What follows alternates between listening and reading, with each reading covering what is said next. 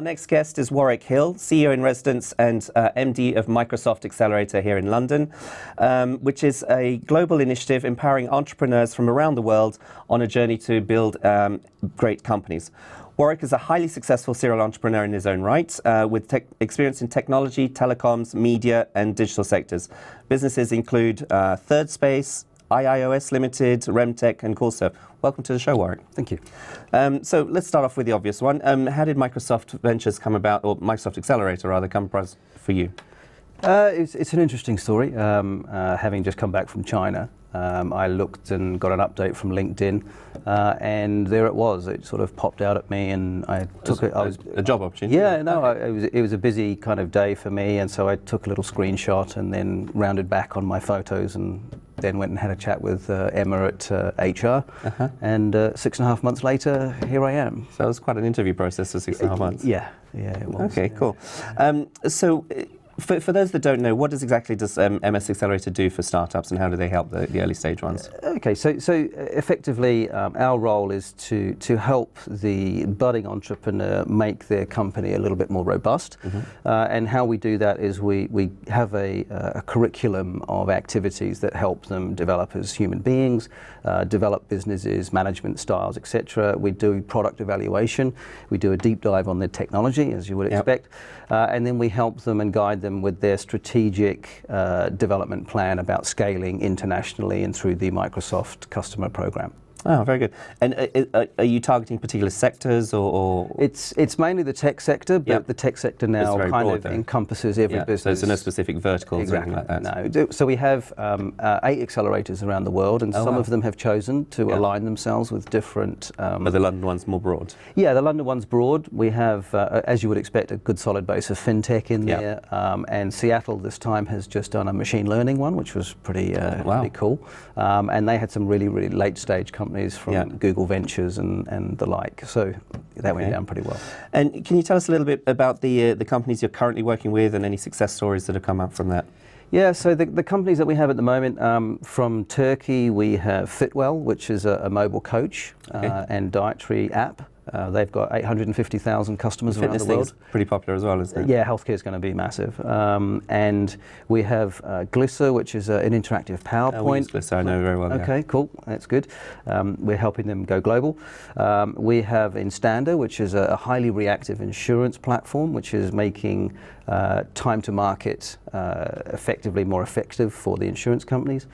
We have 12 companies, so I could say here for a while. You could probably be here all night. But any particular success stories out of that? We have probably a big success story for us has been True Rating, which recently raised a very, very significant round and does a ratings engine in the payment terminals globally. Right. So when you go to your restaurant and did you like your service 1 to 5, how did you like the waiter 1 to 5, all that kind of stuff. So they're just going through a whole bunch of trials with the big supermarket chains, and when they start to collect that data, they're going to become quite a significant data repository on how we interact with our superstores and how we interact with shops and restaurants, which is vital for the advertising. That sounds really cool. Coming back to the startups that you're involved with in the Accelerator, what is the process? I mean, when do they apply? What are you looking for? Tell us a bit more about that process. We have an application process that's on the website, and because we're a global program, you can choose which particular accelerator that you go to, depending on where you are in the world. We get probably 45% of our applications from overseas, which is quite interesting. Okay. Even in the London one? Yes. Wow. Yeah, so we're a zero equity accelerator, so we don't take any equity. I was going to ask, So our success is really your success. So that's what the... And is that one of your kind of main differentiators from the other accelerator programs? Yes, as well as the customer access that we curate on the back end of Tell us a bit more about that. Microsoft, as you know, probably has a big diary, I guess. A big diary. Or address book, rather. Yeah, a big address book of companies. So when we work with the companies, we curate specific innovation days for them, where we have the big enterprise customers come in, tell them about their problems, and they try to we marry the two together so that they get a little bit more innovation into the enterprise, at the same time curating business development for the startup. As we scale our businesses into an international marketplace, we make sure that they can be enterprise ready. Yep. So they can handle 60-day payment terms, they can have multiple contracts at a time, they can have 24/7 support. So it's really that element that we're starting to build out now in all of our accelerators globally. So, you know, as we go up the food chain, the Microsoft customer base becomes more relevant to those companies.